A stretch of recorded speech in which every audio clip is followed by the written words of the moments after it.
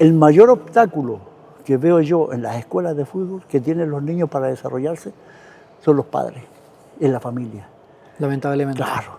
Yo he conocido cualquier cantidad de muchachos que se han perdido por eso. Pero ¿cómo no te citaron si tú eres mejor que los otros?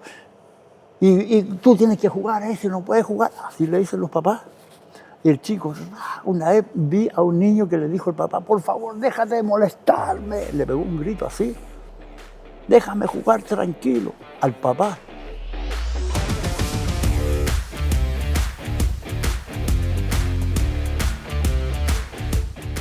Bien, iniciamos un nuevo capítulo. Profe, muchísimas gracias. ¿Cómo estás? Un gusto. Por su tiempo. Agradezco, de verdad, mucho Gracias. su tiempo. Ando acá un par de horitas en Concepción y aproveché de hablarle a usted.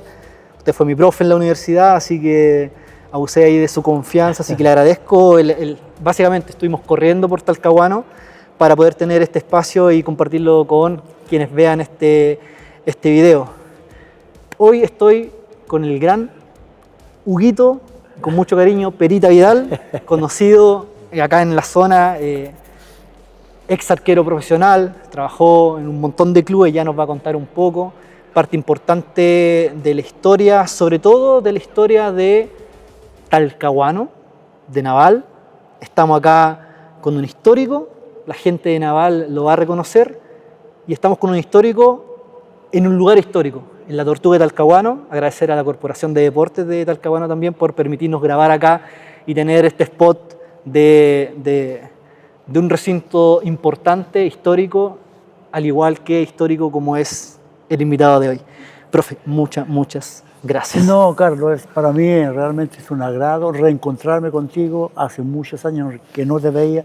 Nos habíamos comunicado un par de veces por ahí, por las redes sociales, pero en realidad no te había visto y me agrada mucho poder encontrarme contigo después de tantos años, cuando compartimos, cuando estuvimos en la universidad y todo ese tipo de cosas. Pero para mí realmente es un agrado estar aquí contigo conversando del deporte, específicamente lo que es el fútbol. Lo que es el fútbol, Ya. Historia y mucha historia que contar. Sí. Pero antes de iniciar un poco con lo que fue su trayectoria, cómo inició, cómo llegó a ser un arquero importante en primera división y cómo luego pasa a ser entrenador de porteros profesionales, quiero ir al año 1971, si no me equivoco, porque usted formó parte de la historia de Talcahuano, de la historia de Naval de Talcahuano, Claro. donde sube a primera división. Exactamente. En el 71. Me gustaría que me comentara un poco cómo fue esa experiencia, cómo fue esa temporada, cómo definen el subir a primera división, un hito sumamente importante, sobre todo para un club que es de región. Claro, exactamente. Bueno, yo venía llegando, ese año, yo venía de Santiago. Yo había estado recién en Colo-Colo el año 70, campeón con Colo-Colo en primera división. Y yo fue poco, te cuento así a la pasada, fue poco lo que jugué en Colo-Colo en primera. Estuve en la banca, estuve ahí entrenando, estuve en gira y todo ese tipo de cosas. Pero partido oficial jugué solamente uno, y que fue el clásico contra la U, Colo-Colo la U. Lindo debut. Bueno, y desde ahí yo quería jugar. Entonces opté por salir de Colo-Colo porque Colo-Colo, yo sabía que no iba a jugar. Había otros arqueros que estaban por sobre mí, estaba Manuel Araya, estaba Efraín Santander, qué sé yo. Y habían otros muchachos también. Y opté por venirme a Naval. Había varias posibilidades de poder haberme ido yo a jugar, pero alguien me habló de Naval. Un señor me dijo, mira, ándate a Naval, porque Naval de partida necesita un arquero y es una institución seria y es una institución que está respaldada por la Armada. Por lo tanto, no te vas a arrepentir. Bueno, y en definitiva fue así. Llegué a Naval sin nada. Llegué con mi maleta, llegué a la sede del club, que está por aquí cerquita, y esperé que abrieran la sede, sentado en mi maleta. Venía. Llegaron y me presenté, soy tal persona, vengo de Colo-Colo, qué sé yo, vengo con mi pase y me habla, ya, perfecto. Y de ahí partió mi historia. Y creo que ese mismo día me tocó entrenar con don Ramón Bernales, una persona extraordinaria que tenía Naval en aquellos tiempos, como entrenador. Como era un entrenador ayudante, pero siempre estaba ahí. Y desde ahí partió mi historia. Y ahí partí yo en el año 71 con Naval. Estábamos con Alfredo Petinelli, era el otro arquero. Y Naval hizo una campaña extraordinaria. En aquel tiempo se jugaban 2 puntos nada más, acuérdate. Y fuimos jugando, fuimos ganando, fuimos avanzando en la tabla de posiciones. Subía un solo equipo y el otro equipo fuerte era Ñublense. Y con Ñublense era la pugna, que estábamos ahí, que primero ellos, luego nosotros, y íbamos cambiando lo que era la punta del campeonato, el puntero. Y en definitiva llegó el partido final, que fue en Linares, que nosotros íbamos un punto arriba y en definitiva lo ganamos allá en Linares y subimos a primera. Pero eso fue algo realmente histórico. Yo creo que Naval, la ciudad de Talcahuano, nunca más ha vivido un hito de esa naturaleza. Por lo menos lo que yo vi acá fue realmente impresionante. Yo no había visto ni siquiera en los carnavales que se hacen constantemente acá en el puerto, tanta multitud de gente, desde el inicio de Talcahuano, de donde empieza, digamos, desde allá de la Vega Monumental, desde ahí hasta la plaza, lleno, la gente lloraba, los viejitos con pañuelos, toda la gente salió a las calles, no podíamos andar de partida. Después del partido ese nos quedamos en Talca y al día siguiente logramos llegar acá. Y fue el único título a nivel profesional que tiene Naval. Naval había ganado muchos torneos a nivel amateur, es una institución con mucha historia. En el regional antiguo que se jugaba acá, yo tengo entendido, no lo viví porque yo llegué ese año acá, pero era muy famoso, era el capo, era el mejor de todo. Y también después de aquel tiempo, también tuvo otros campeonatos, pero a nivel amateur. Y el único título que tiene Naval a nivel profesional es ese, del año 71. Y Naval subió a primera división y ahí se mantuvo varios años en primera. Yo estuve con ellos 3 años, después me fui a Deportes Concepción, estuve 2 años en Deportes Concepción, luego volví a Naval nuevamente, y ahí ya estuve como 8 años más, 8 o 9 años más. Bajamos con Naval de primera a segunda y al año siguiente subimos nuevamente en San Antonio, del último partido también, pero no fue un hito tan importante como aquel primero, porque naturalmente era la primera vez que Naval estaba ahí. Claro, y la primera vez que suben como campeón de como la campeón. categoría. Y la segunda vez subimos como segundo, porque subían 2. Y no recuerdo quién fue el primero en esa ocasión, pero nosotros subimos como segundo, porque subían dos equipos. Y de ahí ya Naval después se mantuvo en el tiempo en primera división. Yo ya después también emigré, llegó otro entrenador que tenía otro arquero. Y volví a Deportes Concepción, estuve en Lota Schwager. Y ya después dejé de jugar porque, bueno, los años pasan. Y en el intertanto ese yo empecé a estudiar en la Universidad Católica, en la Pontificia, mientras jugaba en Naval. Estudiaba también. Para ser profesor de educación física. Así es que estuve jugando. Toda una historia con la región del Biobío, básicamente. Exactamente, claro. Yo vine por un año, prácticamente 1 o 2 años a Naval, pero en definitiva me quedé acá. Me quedé porque la gente me trató muy bien, porque era una institución de lujo, de lujo. No era totalmente distinto a lo que son las instituciones ahora, con otro tipo de cosas. Pero esta era una institución absolutamente seria. De partida, Naval no tenía jugadores extranjeros, eran todos chilenos. No tenían, porque era un equipo que dependía de la Armada. La Armada era el apoyo que tenía, el sustento que tenía la institución. Y bueno, y me quedé acá, tuve opciones de irme a otros equipos, por Santiago, por Católica, me hablaron, pero yo no quise irme más de Naval. Porque, como te digo, la gente me trató muy bien, yo tengo un cariño muy, muy especial por Talcahuano. Yo soy chorero, yo llegué a los 20 años aquí y ya tengo 75 años, entenderás que soy chorero. Pero, como te digo, ese es el cariño que la gente me dio y que hizo que yo me quedara acá y definitivamente ya para siempre, porque ya mis hijas están acá, tienen su familia, tienen su mundo acá, mis nietos también, de tal manera que ya es casi imposible que me pueda ir para otro lado. Bueno, chorero de corazón, y eso hace mucho más especial el hecho de estar en uno de los recintos más importantes también. Sin lugar a dudas, claro, porque yo vine a hacer esta tortuga, porque cuando yo llegué acá eso no existía, estaba en proyecto, una cosa así. Y claro, y ahora todo esto que es maravilloso, lo que está acá, estamos al lado del Estadio El Morro, histórico también, que bueno, con el terremoto se destruyó, pero se volvió a armar. Pero esto es muy hermoso, así es que, como te digo, y ya después, pero mira cómo es, yo, bueno, salí profesor de educación física, dejé de jugar, me dediqué a trabajar en el fútbol, después hice curso de entrenador, soy entrenador nacional de fútbol, soy preparador de arqueros también a nivel de alto nivel, y entonces, pero yo nunca trabajé en Naval, trabajé 3 meses en Naval en un tiempo, pero no era el Naval de antes ya, porque ya Naval después se desarmó, vino otra gente, ya la Armada no apoyó más, derivó todos los recursos a otras ramas, a otros deportes, y Naval con eso se fue abajo y se destruyó, quedó también desafiliado en un tiempo, y después apareció por ahí el Dógimo Venega, un muy buen jugador que estuvo en Naval, y empezó a levantarlo, empezó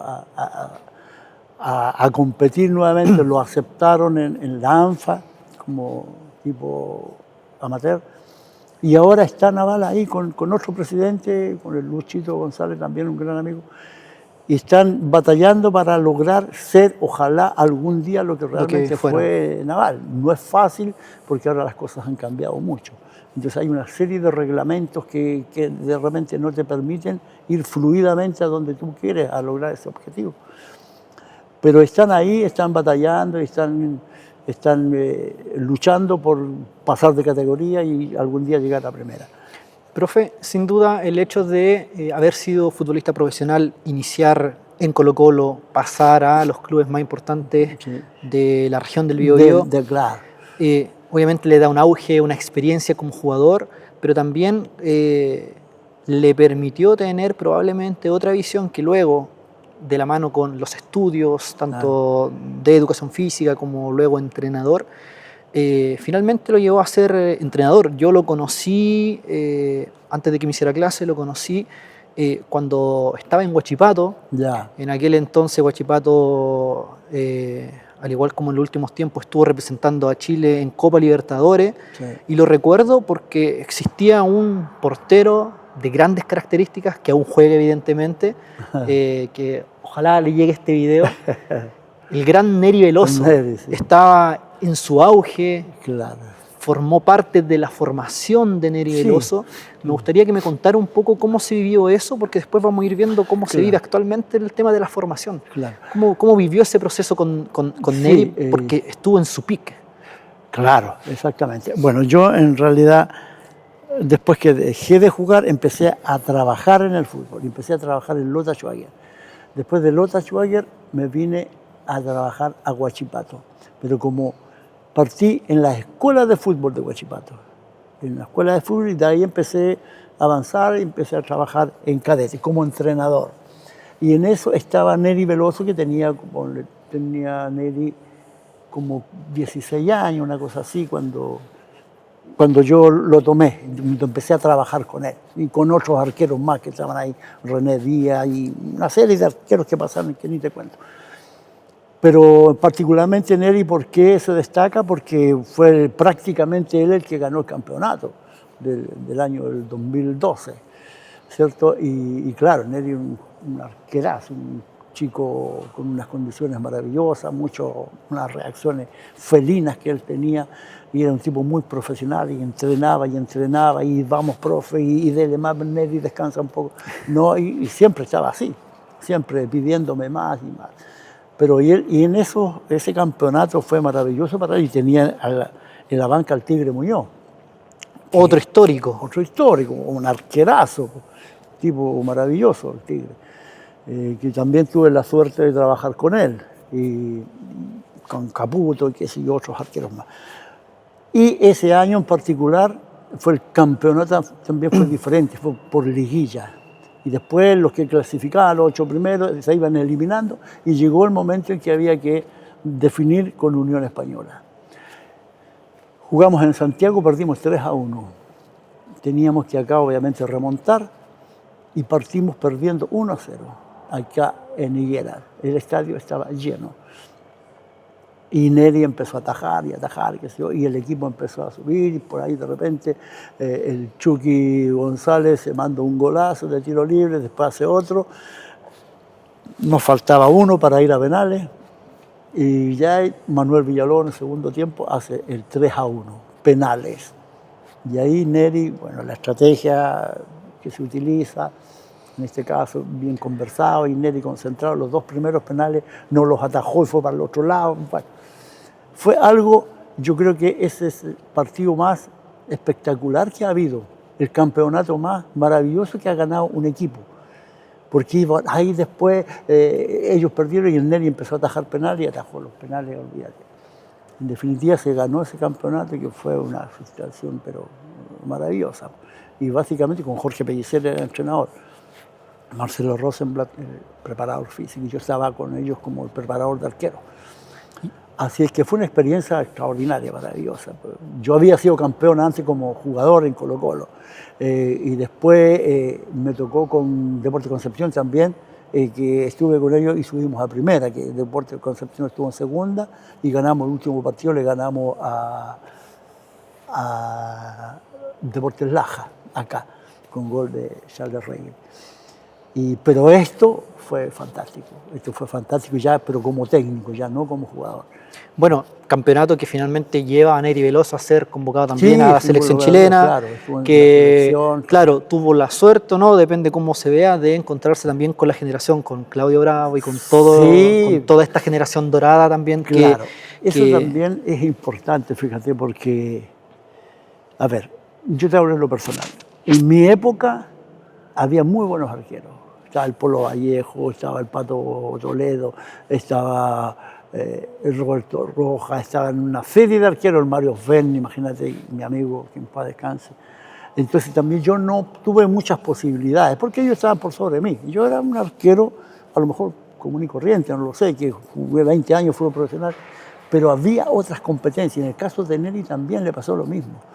Entonces quizás Neri podría haber destacado más si hubiera sido en otra época, ¿cierto? Donde los arqueros que eran no hubieran sido de tan alto nivel como lo eran. Entonces eso también influye claro. Y en el momento justo, estar en el momento justo, en el tiempo indicado. Sin embargo, aún así, con esa camada de porterazos, Neri fue por un tiempo importante uno de los mejores arqueros de Chile, y bueno, pudo vivir lo que vivió también con selección. Estuvo en la U, bueno, y todavía está jugando Neri, está en San Antonio, estuvo en Vial haciendo una temporada espectacular. Él, en lo personal, no, sin la institución u otras cosas, pero él todavía está jugando y está jugando a gran nivel. Yo te digo, yo después empecé a trabajar en los clubes y siempre quise traerlo, pero no se dio la oportunidad. Yo estuve en la U de Conce muchos años trabajando también como operador de arquero, tuve la intención de traerlo, pero no se dio, no calzó justo. Eso ahí hay situaciones. Es parte también de lo que se vive en el deporte. En el deporte hoy día. No es solamente el talento que uno pueda tener, y parte también de lo que vamos a alcanzar a conversar en este espacio, profe. Yo también tuve la posibilidad de preparar arqueros, no al nivel que lo hizo usted, pero sí tuve la posibilidad de acompañar a muchos arqueros en formación, desde los 4 años hasta los 18, en ese periodo donde de alguna manera existe esa ilusión de llegar al fútbol profesional. Usted como arquero profesional, luego como preparador de arquero, en la época de Neri Veloso, que es donde estaba preparando arquero, ¿cuáles eran las características que se buscaba de un arquero a diferencia de lo que actualmente se busca? Mira, la diferencia mayor que hay ahora, porque en términos generales el fútbol es uno solo, el arquero es uno solo, el arquero tiene una función que es atajar. Pero hoy en día le han ido agregando otros elementos que en aquel tiempo no se preocupaban. Por ejemplo, en aquellos años no importaba si el arquero jugaba bien o mal con los pies. Él tenía que atajar nada más. No interesaba tanto si era alto o bajo o de mediana estatura. Hoy es diferente. Tú ves un muchacho, y me ha tocado ver, porque yo he trabajado años como preparador de arquero, he trabajado con todo tipo de chicos, desde escuela de fútbol a profesionales, a seleccionados, y después te voy a contar la anécdota de un gran arquero que tuve la suerte de trabajar con él. Pero esas son las diferencias. Hoy en día yo he visto, o tú ves, o cualquiera ve un arquero, un muchacho que ataja de todo, es ágil, es rápido, trabaja bien, juega bien con los pies, pero mide 1,75 m, lo echan para el lado. Ponen un palo que mide 1,90 m, ese es el arquero. Y bueno, y trabajarán con él, se trabaja con él para lograr algunas cosas. Tiene menos condiciones que el otro, pero eso es lo que se quiere ahora. Un arquero que juegue mal con los pies y que no le peguen mucho, también lo desechan y prefieren a otro que juegue bien con los pies. Y bueno, es importante, sin lugar a dudas que es importante para mantener el balón, para tener el juego controlado, para jugar, iniciar por otro lado, qué sé yo. Pero no es lo fundamental. Para mí, en términos generales, lo importante es que el arquero ataje. Yo te digo, había un arquero en aquellos tiempos, Adán Godoy. Adán Godoy ni sabía tomar la pelota, pero no le hacían nunca un gol. Entonces, ¿qué pasa? Adán Godoy, el seleccionado chileno, fue al Mundial de 66. Pero y atajaba. Hoy en día ya no se ve eso. Hoy en día un arquero comete un error, ya lo sacas y metes a otro. Entonces, esas son las diferencias mayores que yo veo. Pero en definitiva, el arco es un puesto que el arquero tiene que atajar. Para mí eso es, básicamente. Bueno, lo que usted menciona es también parte de lo que es la evolución del deporte como tal. Del deporte ya estamos viendo otro aspecto que ya es deporte, pero también negocio. Sí. Ahí también se involucra esto que finalmente lleva por tomar ciertas decisiones, buscar, como dice usted, biotipos en vez de tanta calidad, y que evidentemente, si bien ha permitido que el fútbol evolucione, pero también afecta muchas veces a todo lo que es el proceso formativo. Y bueno, lo vemos en el fútbol chileno. ¿Cuántos jugadores de formación, como la época dorada, donde Sánchez jugaba a los 15 años en primera, actualmente no hay jugador prácticamente de formación, tanto arquero como jugador, jugando en primera? O sea, recién están en la sub-20 y lamentablemente ninguno es titular en su equipo. Entonces, esto... Sí, pasa eso. Lo que pasa es que hoy en día están los representantes, un elemento que se agregó al fútbol que antes no existía. Yo toda la vida hice mis contratos yo, personalmente. Bien, mal o regular, pero lo hacía yo. Hoy en día no. Hoy, si tú tienes un buen representante, vas a tener club. Y de repente tú ves jugadores que dicen, pero este jugador está jugando allá, está en ese equipo. Y no pasa nada con él, por decirlo. Y a diferencia que hay otros jugadores extraordinarios, pero que no tienen un buen representante. Hoy en día casi todos los jugadores tienen representantes. Entonces ellos no se preocupan del contrato. Son los otros los que lo hacen. Y son ellos los que dicen al entrenador que tiene que jugar. Y lamentablemente eso, en ciertos contextos, ha mermado el hecho de, por ejemplo, si lo vemos en el fútbol chileno, de que son pocos los reales talentos que llegan y en realidad, como dice usted, está dependiendo demasiado del representante, porque y afecta finalmente al fútbol chileno. O sea, estamos en una crisis. Porque si tú empiezas a mirar, por ejemplo, arqueros, la mayoría son extranjeros, los que hay en los clubes de Chile. Entrenadores, la mayoría son extranjeros también. Y son esos que traen el paquete, lo llevan para allá. Y vamos, le fue mal ahí, ya lo sacamos, lo ponemos nosotros. Y es así. Entonces, los que realmente deben salir no salen, no tienen la oportunidad, no tienen las posibilidades. Y el fútbol, yo te digo, es absolutamente distinto. Hoy en día, a mí en lo personal, me llega a dar rabia, no rabia, pero me desagrada ver el fútbol muchas veces. ¿Por qué te digo? Antes jugaban los jugadores, le pegaban patadas, se paraban, seguían jugando, la nariz fracturada. Yo tengo un compañero, el Choco Verde, una vez jugó con la nariz fracturada. Se pasaba la mano, qué sé yo, unos algodones, y seguíamos jugando. Hoy en día no. Hoy en día te tocan al suelo, te das 1000 vueltas, simulas. Y si vas ganando, es peor. Hoy en día un partido, se hace un gol, chao, murió el partido. Porque el equipo que va ganando empieza a demorar. El arquero se tira al suelo. Un arquero, ¿cómo se va a acalambrar? En el primer tiempo, acalambrar. Si un arquero se acalambra es porque no está trabajando bien. Porque el arquero, el que más trabaja en la semana, y en el partido el que menos trabaja mentalmente más. Porque puede que de repente no te llegue la pelota, pero sí te agotas porque estás mentalmente metido en lo que tienes que hacer. Pero no te vas a acalambrar. Pero si vas perdiendo, no te pasa nada. Te pegan 1000 patadas y te paras de inmediato. Pero si vas ganando, el equipo demora, se tira al suelo, viene la camilla, y no tienen nada. Eso es indignante, yo te digo. ¿Y quién tiene la culpa? Para mí, los árbitros. Si el comité de árbitros en algún momento determinado se pone serio y empieza a hacer las cosas como corresponde, todo el mundo reclama. ¿Cobran algo? No, es para el otro lado. Yo la tiré afuera y quiero que yo sacar yo mismo. Yo veo esas cosas.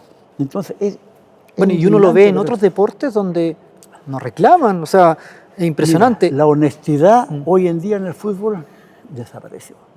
Dan 7 minutos de descuento, se juegan 3 minutos, porque el técnico va y hace cambio.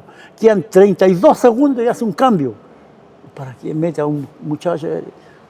¿Para qué? Entonces, eso es lo indignante. ¿Y quién tiene la culpa de eso? El árbitro. Los árbitros dicen no. Y el arquero va y se tira al piso y no tiene nada.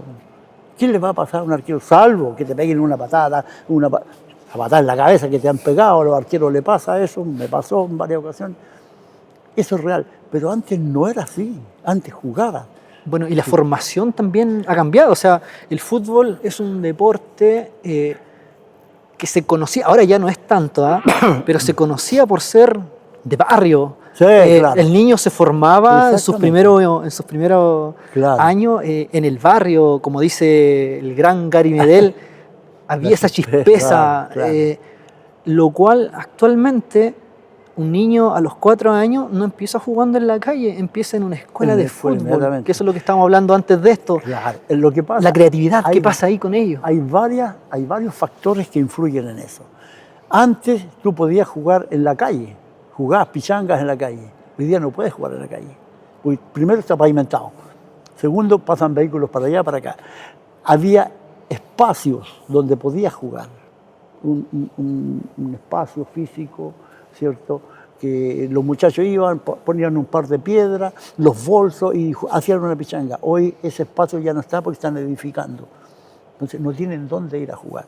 Tienen que ir a las escuelas de fútbol. Y en las escuelas de fútbol se les habla formativo, pero es lo menos que tienen es formativo. Porque quieren ir a ganar.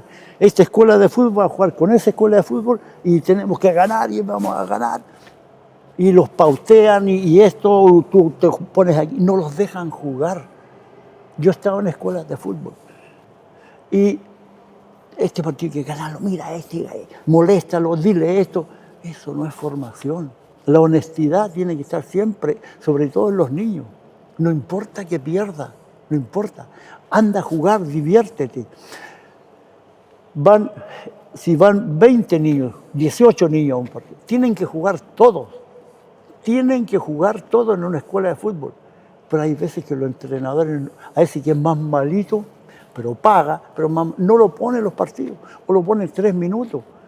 Imagínate los padres de ese niño, o ese niño que lo citan, mañana hay partido. No duerme en la noche, mañana voy a ir a jugar. Y el técnico no lo coloca, porque no es muy bueno, hay otros mejores. Y él quiere ganar el partido. Esta escuela quiere ganar, quiere ser campeón. ¿De dónde? ¿Dónde? ¿Cómo pueden hacer eso? ¿Te das cuenta? Eso es lo indignante, eso es lo que pasa. Y eso llega después al fútbol profesional, porque ya están los sistemas de juego a los 12 años, 10 años. Déjenlos que jueguen. Toca la pelota, no te quedes con ella. ¿Y cuándo va a crear? ¿Cuándo va a inventar algo? ¿Cuándo se va a desarrollar? ¿Cuándo va a mostrar las condiciones que él tiene? ¿Cuándo las va a llevar a cabo ahí en el partido? Si el entrenador dice, no, toca la pelota, mete el centro, déjelo que él haga lo que tiene que hacer. El resultado no importa. Es cómo te sentiste en el partido. Eso es. Sobre todo en los primeros años de formación. Y llega el papá que está afuera también gritándole 1000 cosas. Ábrete, no, ciérrate, no, bájala con el pecho, juega allá, juega acá. y el técnico a lo mejor le dice otra cosa. Entonces, ¿qué hace el niño? El mayor obstáculo que veo yo en las escuelas de fútbol que tienen los niños para desarrollarse son los padres, es la familia. Lamentablemente. Claro. Yo he conocido cualquier cantidad de muchachos que se han perdido por eso. Pero ¿cómo no te citaron si tú eres mejor que los otros? Y tú tienes que jugar a ese, no puedes jugar. Así le dicen los papás. Y el chico, una vez vi a un niño que le dijo al papá, por favor, déjate de molestarme. Le pegó un grito así. Déjame jugar tranquilo al papá. Y el papá miró para los lados, se corrió para allá, para acá, qué sé yo. Entonces, esas cosas no pueden ser. Y eso es lo lamentable del fútbol hoy en día, que a los niños ya los van pauteando desde pequeños, no los dejan desarrollarse. Si alguien hoy sobresale es porque ya es realmente espectacular. Pero hay muchos que se pierden, por eso mismo. Por eso mismo. Y está, como te digo, el ganar. No es el participar, no es el disfrutar. El papá, cuando llega y si el papá no fue... ¿Cómo salieron? En vez de decirle, ¿cómo lo pasaste? No, perdimos. No, no importa, pero ¿cómo te sentiste tú? Esa es la pregunta. No cómo salieron, cuánto ganaron o cuánto perdieron. ¿Cómo te sentiste? ¿Lo pasaste bien? Ah, no, no importa el resultado, hijo, pero lo importante es que tú lo pasaste bien. Que no se olvide de que el fútbol, así como otros deportes, es un juego. Es un juego. Digamos, la base es primero disfrutar, como todo juego. Claro, como todo juego. ¿A quién vas a jugar? Vas a divertirte, a pasarlo bien. Si vas a sufrir, mejor no vayas. ¿Cómo voy a ir a sufrir? Mejor voy acá, que acá me divierto, acá lo paso bien. Entonces no puede ser así. Es un juego que se juega, se disfruta con responsabilidad, porque hay algunas misiones que hay que cumplir. Y eso se va haciendo, pero con la libertad que el muchacho tiene que expresar, desarrollarse y hacerlo. Eso es fundamental. ¿Te das cuenta? Y de ahí parten tú ves los jugadores profesionales ahora, todo es engaño, engañar al árbitro, engañar al público. Claro, yo, compañeros, que a veces estaban jugando mal, se pegaban ellos un combo en la nariz, se les sacaban sangre y se la echaban en la camiseta. Antes, hoy día no puedes tú tener una mancha de sangre en la camiseta, tienes que cambiar, antes no.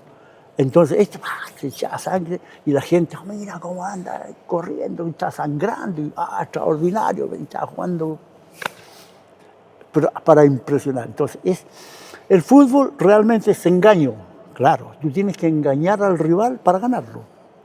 ¿Y cómo lo engañas? Con tus habilidades, pero no con trampa. Eso es lo que hay que decirle al niño, no tienes que hacer trampa, no tienes que meter un gol con la mano. No tienes que golpear, no tienes que alegarle al árbitro, no tienes que ir a la pelea con la gente o con los rivales. Es el respeto que tienes que tener por el fútbol, por el deporte, y respeto al rival, respeto al público. El futbolista es un artista, tiene que ir a dar un espectáculo, y si no da espectáculo está estafando a la gente. La gente paga por ir a verlo, paga por ver un partido en televisión. Y si no dan espectáculo, estamos fallando, están estafando. Eso es. Pero no, lo importante es el resultado. Y con la mayor cantidad de trampas posible, mejor. Hay algunos equipos de algunos países, y la furia, la garra de ese. No es la garra, es la prepotencia. Yo he visto equipos, selecciones, que dicen, no, es que es la garra, charrúa, la garra de esto, de todo. Es la prepotencia donde van, le pegan pechazos al árbitro, amenazan al árbitro, mil cosas. Eso no es garra, eso es prepotencia. ¿Cuándo van a jugar con honestidad? A no demorar el juego. Yo le decía siempre a mis arqueros, hoy día ya no estoy en esto, no demoren, aprovechen el tiempo que tienen para jugar. Y si van ganando, vamos a hacer otro gol. Y disfrutemos el tiempo. Hoy en día un arquero le viene un balón aquí, la toma al suelo y se tira al suelo. Hace tiempo demoran tanto. Yo tenía un arquero que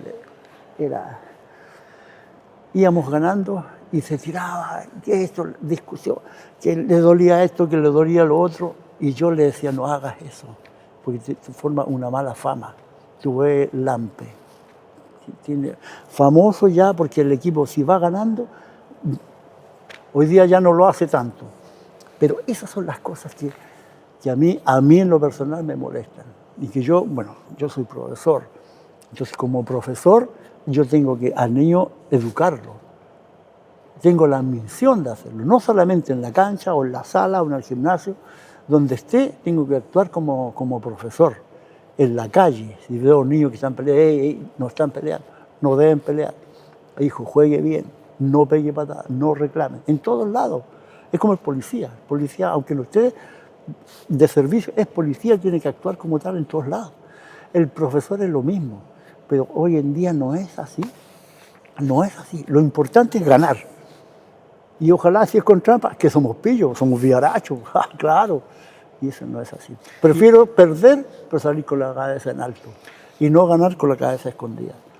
Y eso lamentablemente ha afectado evidentemente a la formación, afecta a los niños. Como dice usted, no los dejan crear, tienen la presión de los padres que no les permiten disfrutar de un juego y muchas veces los ven como la inversión de su vida. Claro. Pero tenemos que el arquero dentro de esta gama de jugadores es alguien distinto. Sin duda. Cuya presión es distinta. Lo he vivido con muchos arqueros, lo viví yo como arquero, la presión que vivía, las frustraciones que vivía. ¿Qué le diría usted a un arquero que comienza a formarse, que va a vivir lo que usted vivió, lo que yo viví, lo que vivió Neri, lo que vivió Claudio? ¿Qué le diría a un arquero que comienza a formarse que le permita de alguna manera ayudarle a gestionar aquella presión que va a vivir? Claro. Durante toda su formación. El arquero es un individuo diferente, es un tipo distinto a los demás. De partida es el único que la puede tomar con la mano. Nadie más la puede tomar con la mano, en una zona determinada. Usa guantes, bueno, uno usa guantes también. Se viste distinto a los demás jugadores. De ahí ya es diferente. De ahí ya es diferente. Y su capacidad mental tiene que ser diferente. El arquero viene con esas condiciones por naturaleza y depende de alguien que se las pueda desarrollar, que lo pueda guiar, que lo pueda llevar a ser lo más grande. Hay situaciones en que los jóvenes, porque hacen un par de atajadas buenas, ya creen que son lo máximo y son agrandados y esto, y caminan de lado, y eso los lleva a la perdición. El tipo tiene que ser lo más humilde posible. Lo más humilde posible, trabajar al máximo, cuidarse, prepararse para llegar a ser grande, para ir avanzando. Cada día hay que dar un paso hacia adelante, no hacia atrás ni para el costado, un paso hacia adelante. Yo tuve la suerte de trabajar con Carlos Navarro Montoya. ¿Sabes quién es Carlos Navarro Montoya? Un campeón mundial con Argentina, un tipo espectacular. Vino a Deportes Concepción, él, hace muchos años, a jugar una Copa Libertadores. Y yo trabajé con él en el Conce. Yo estaba trabajando en el Conce en ese tiempo y trabajé con él. Lo primero que le dije, Carlos le dije, aquí yo sé lo que eres tú, yo al lado tuyo también soy arquero, le dije, fui arquero profesional, pero al lado tuyo no soy nadie. Pero en este minuto yo soy el profesor y tú eres el alumno. Por lo tanto, hacemos lo que yo diga. Me dijo, profesor, no se preocupe. Aquí usted es el que manda. Si usted me dice de cabeza, yo voy de cabeza. Usted es el que manda.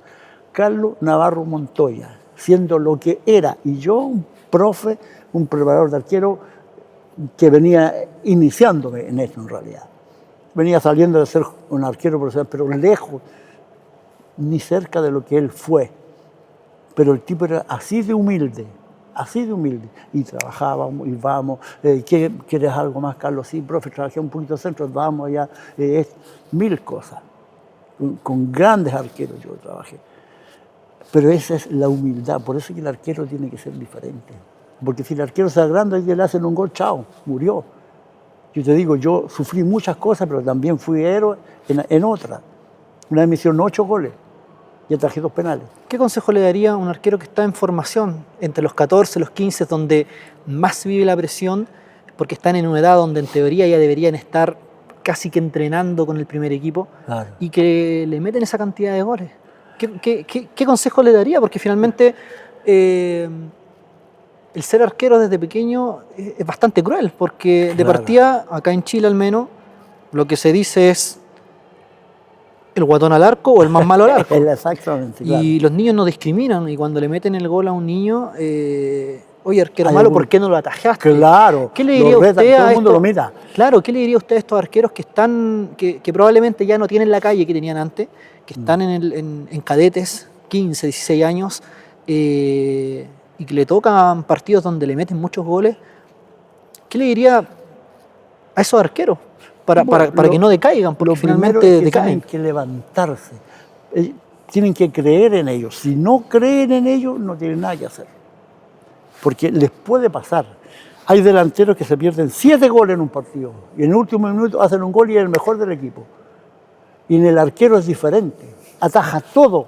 Y en el último minuto a mí me pasó en Temuco una vez. Atajé todo y se me soltó una pelota de aquí, la más fácil del arquero. Aquí se me fue allá el gol. Perdimos 1-0. Y había sido figura con lluvia. Y eso pasa. Pero el tipo tiene que ser capaz de levantarse. A mí me hicieron 8 goles, Colo-Colo me hizo 8 goles. Pero en el partido atajé 2 penales. Entonces, después, al partido siguiente, eres un héroe, porque atajaste un penal en el último partido, en el último minuto. Con Católica, aquí último minuto, penal a favor de Católica, 0-0, pum, lo atajo. Termina el partido, empatamos a 0. Eres el héroe. Y muchas veces me pasó. Pero también me tocó ser el culpable. Y eso es lo que tiene que tener la mente fuerte. Fuerte. Hay arqueros que le hacen 1000 cosas, mil embarrar y siguen con la cabeza en alto, siempre. Y eso es lo que hay que hacer. No es fácil. Uno puede dar un consejo y es fácil dar un consejo, pero hay que vivir eso. Y ellos tienen que darse cuenta que tienen que creer en ello. Que lo que le pasó fue un accidente y los accidentes no pasan siempre. ¿Y qué le diría un padre Que al los padre de deje aquel niño que le meten esos 8 goles? Claro, que el padre tiene que apoyarlo, pero no criticarlo. No, deje que el técnico lo critique, si es que lo va a hacer. Lo tiene que apoyar. Y no decirle lo que tiene que hacer. A lo mejor un consejo, sí, hijo, vamos para adelante, hazle empeño, corre más a los jugadores de campo, tranquilo, hijo, qué sé yo. Pero no estar criticando, pero ¿cómo no atajaste? Pero ¿cómo se te soltó esa pelota? Esas cosas. Entonces, el apoyo del padre es fundamental y dejarlo tranquilo. Yo conocí el papá de Gerardo Cortés. Iba a todos los entrenamientos y a todos los partidos de cuando era chiquitito, pero el caballero se ponía por allá y de allá miraba. Lo miraba y lo esperaba, terminaba y se iba con él a su casa. Yo no sé qué le decía en el trayecto, no, pero él jamás se metió, jamás se metió. Hay papás que se meten a hablar con los técnicos, que por qué no juega a su hijo. Entonces los papás ayuden a su hijo apoyándolo, no criticándolo ni nada. Avívenlo, vamos, apóyenlo, vamos arriba, qué sé yo, pero no los critiquen. Déjenlos que ellos sean, que ellos se desarrollen, que ellos disfruten del fútbol. Eso es fundamental. Profe, tantos años de experiencia, tanta historia, tendríamos para estar hablando de una semana conversando de y no hemos contado historia. No hemos contado, ni siquiera hemos contado historia.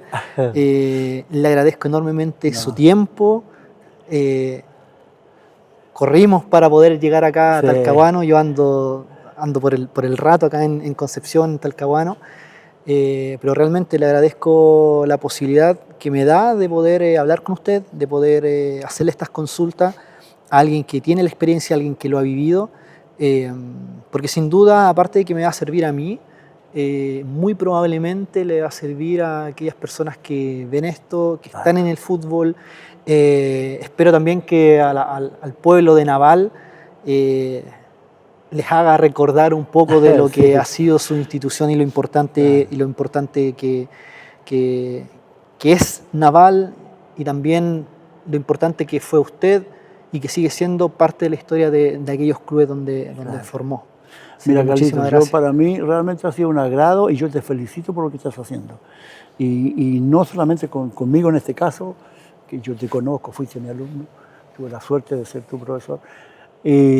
Lo haces con otros deportistas y es justamente eso. Esa es la importancia, el valor que tiene esto, que algunos jóvenes, niños los pueden ver y toman como un ejemplo esto. Entonces, y ahí ven que pueden ellos ser también pueden ser. Porque Hay veces que algunos los tienen Yo he visto jugadores que hay, cortito, un muchacho que 3 años seguidos yo le dije que no quedaba, porque no estaba en condiciones para quedar en el equipo. En Huachipato se venía a probar. Y a la 4ª vez le dije, ya, compadre, vamos a ver. Y jugó fútbol profesional. Claro, es así. Cuando tú menos te imaginas, te llega. Por eso el muchacho no tiene que desmoralizarse nunca. Siempre trabajar, porque en algún momento va a llegar la oportunidad de él de mostrar todas esas cosas. Por eso yo te felicito por lo que haces, porque le muestras a la gente, le muestras a los padres que tienen que apoyar y de qué forma apoyar a sus hijos. Y a los niños también que tienen que darse cuenta que son capaces de hacer cosas, pero siempre hacerlo con honradez y con honestidad y ser caballeros correctos en todas partes. Y que tienen que estudiar. Si no estudian, no van a hacer nada. Eso es fundamental, tienen que hacerlo. Muchísimas gracias, profe. De verdad, Carlos, muchas gracias. Un agrado. Capítulo terminado. Muchas gracias, profe. Ya. Se pasó. Se pasó. Me hubiese encantado estar